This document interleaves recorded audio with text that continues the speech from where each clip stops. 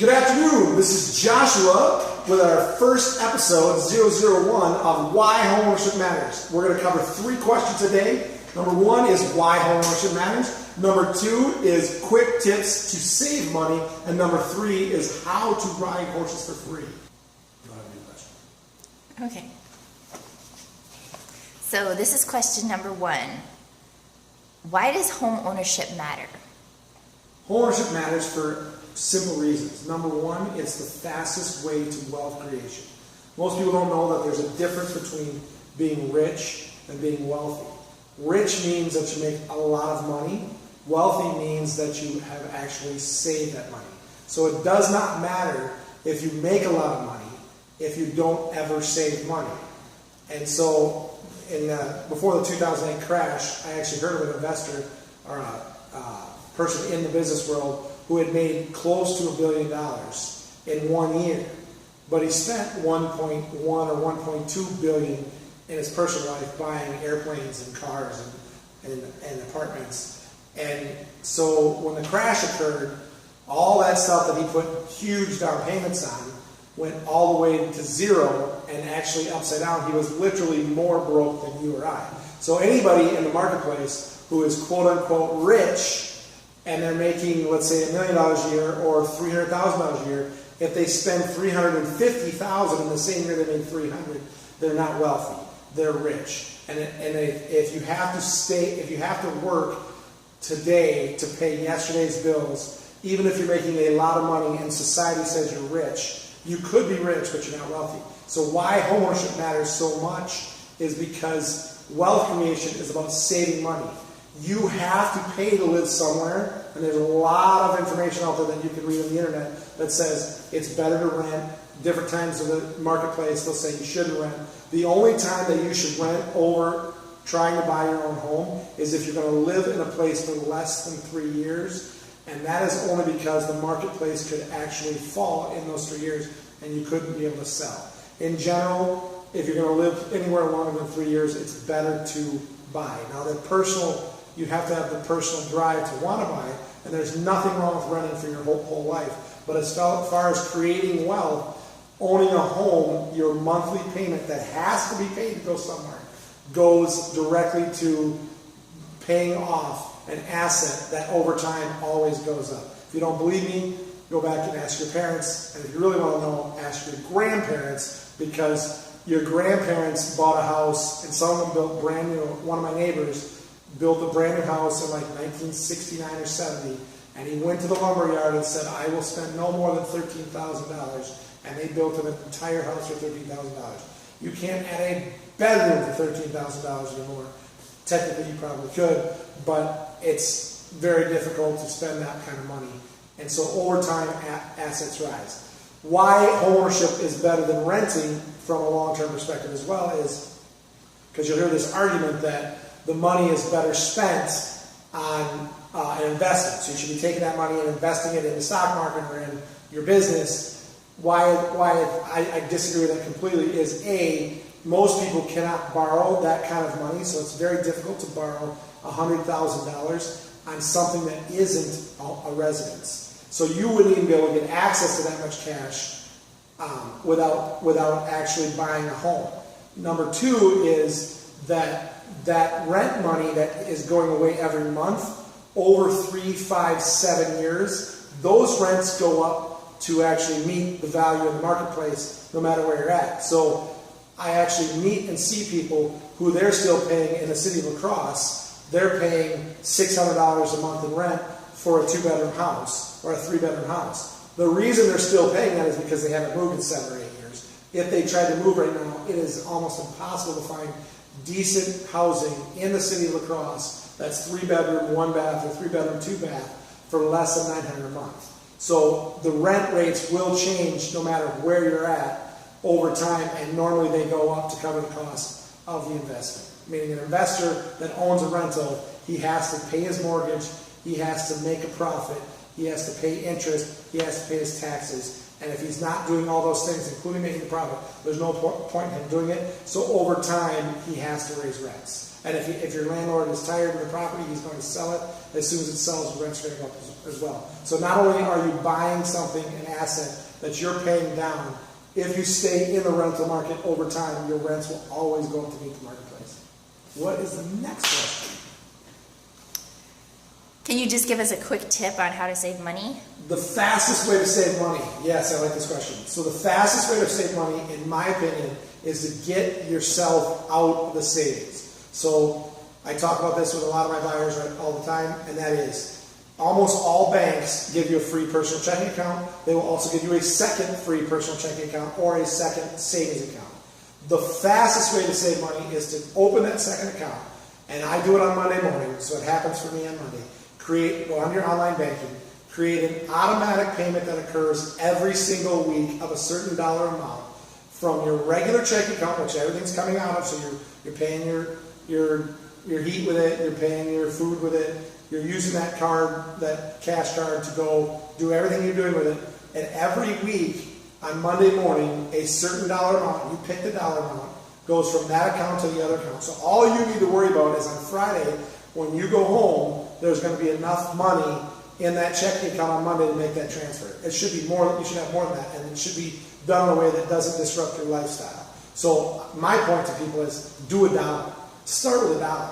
If you can do more than a dollar, do more than a dollar. What happens is if you do, let's say you did just $100 every week. After a month, you got $400 in that account. After 2 months, you got $800. Once you start to feel, and this is an account that you don't take money out of, unless you set it up to use it, and I'll explain another way to use it as well, for a certain aspect.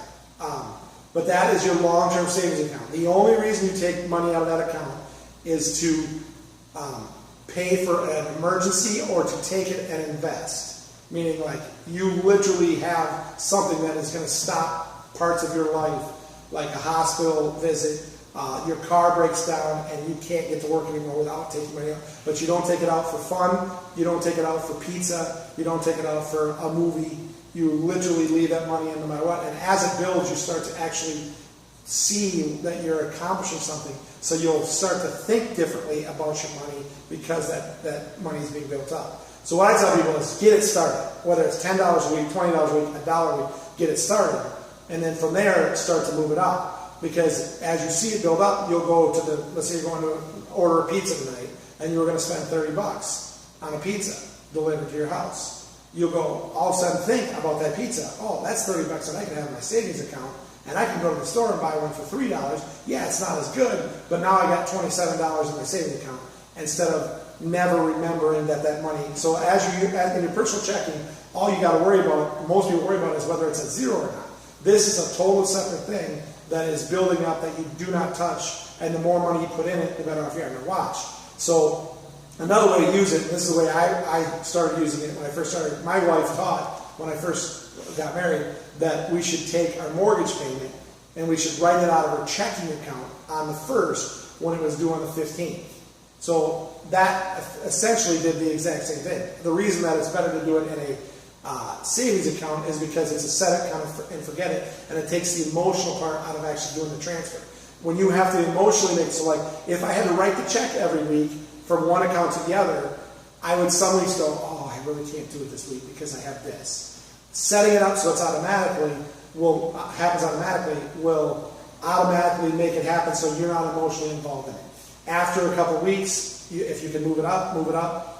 Like literally, I know people that put $1,000 a week away, $2,000 a week away, and it sounds crazy for most people right now, but your income rises, and for almost everybody in the world, as your income rises, your spending goes up right with it. So one of the things that this does is it automatically starts, so if your income rises, you now take a little bit extra of that income and start moving it over as well.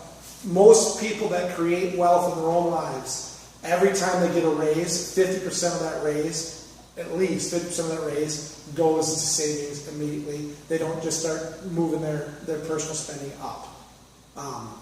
That's the quick and easy of it. So to recap it is get a separate account, get an automatic transfer that's going once a week. Another way to use it for to keep you from to make your rent payment or your housing payment on time is to actually divide your housing payment by 4, because there's 4 weeks almost every month, and there's 4 weeks a year where there's a bonus. 4 months a year that has a bonus week, so you'd actually have 4 extra weeks that would get the full amount going into the account and be in the savings. So if you do it weekly and you divide your rent up by 4, so like let's say it's $1,000, that means $250 a week needs to go out of your personal into that savings account, and then you can set your rent, if it's automatic payment, up to come out of that savings account. You can also set it up so that if your rent's coming out of your regular checking once a month, right before rent's due, that money gets transferred back in your regular checking as well. You can set it up either way. The point is if your rent is $250 a week, instead of putting $250 over, try to do $275, try to do $300. Now you're making your rent payment, but you're also building that savings up. So what happens is, what most people don't realize is it's not like living to zero in their checking account every month that really costs them. What really costs you is living so close to zero that your fees for when you go over zero kill you. Meaning, if you get an NSF fee on a check, let's say your rent check bounces, that means that your landlord probably charged you at least $50. It's $30 probably minimum, because it's going to take 3 days, and it's $10 a day for most landlords. If you don't get the fee to them until the 10th, that means it costs you $100. Plus your NSF fee of $35. Plus, if you bounce your rent check, you likely bounce 2 or 3 other things, $35 net. Someone's fees could naturally add up to $200 to $400 every time they screw up. The problem with that is that $400 could be sitting in your savings account if you just flip the script and start saving your money by doing what I'm talking about. So there's huge advantages to your wealth creation by A, setting money aside every week, and B, getting that money going, that savings account going up. Now, let's say it takes you 2 or 3 years. It doesn't have to, because once you start paying attention to money and what's going on with your money, you'll actually be able to raise that. So like that's why I say start with $1, go to $10, and once you start saving, so you say, oh, I don't need that pizza. And maybe someday you say, I do need that pizza, so it's not, but it could be something else, and you'll start to see and observe, well, I'm wasting money here. One major thing that most people don't realize is smoking. Smoking costs people anywhere from like $500 to $1,200 a year, depending on what you smoke and how many packs a day you smoke. I used to smoke. I smoked for 7 years. That was the main reason I quit, was because I just kept adding up the math. It was costing me like $700 a year to smoke. That's money. $700 this year. 7 years later, 7 times 7 is $4,900. That added interest to it would have continued to grow and been in my wealth creation account. So just going back to a conversation we had before we started filming, how do you ride horses for free? The way to ride horses for free. This is Stacy's question, because she likes to ride horses when she sold a horse. So the way to ride horses for free is very simple. Is to find somebody that has horses and then go help them. Like, people that own horses, if they really want to keep them in riding shape, they need someone to ride them regularly anyway. The thing is, they don't want to put you on their horse if they don't know you know how to ride. But you know how to scoop manure out of the pen, right? So go offer to do that and go talk to them and create a relationship. Once that relationship's created, you can then trade services back and forth, whether she wants you to ride, if you need to do so many rides a week so that she's getting the horses ridden, you know, but then later on, so like let's say you were to go help someone that owns horses by working on their horse or working on their pens. Then they let you ride. Then they'll let you ride more often. Then all of a sudden they trust you enough where you could call 3 or 4 of your friends and say, hey, you want to go ride a horse on a Saturday? And all of a sudden you call up the person who owns the horse and say, do you mind if I take 4 of my friends? Now they trust you. They know that you help them. They'll let you do it. So you're literally out there, instead of it costing you money, you can literally go and ride a horse for free. It works for all kinds of other parts. So like, I know businesses, bigger businesses, if you go back and look at Facebook was created in a dorm room. A lot of businesses, good businesses when they were started, they actually trade out services for work.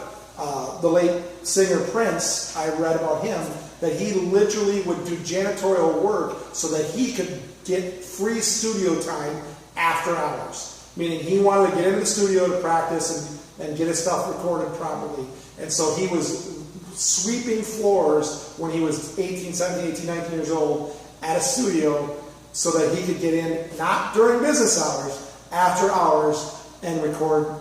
So it wasn't costing the studio any money because they were already paid for all the studio time, and they were getting free janitorial services. People trade out all kinds of things all the time. It's literally one of the best ways to start getting what you want. Do something for someone else first, and then see if you can get something in return for that. And most people, especially if you start with, what can I do for you, they'll automatically say, hey, what can I do for you back? How does that work? That works. Good. Let's wrap it up. All right, so the 3 questions were, why home ownership matters. It matters as a baseline to wealth creation because it matters how much money you save. Your rent money is going to zero every month. You're buying a house is actually paying off an asset that is going to go up over time. There's also tax benefits we can get into another time. But the main thing is rents are always going to go up. Rents go to zero every month.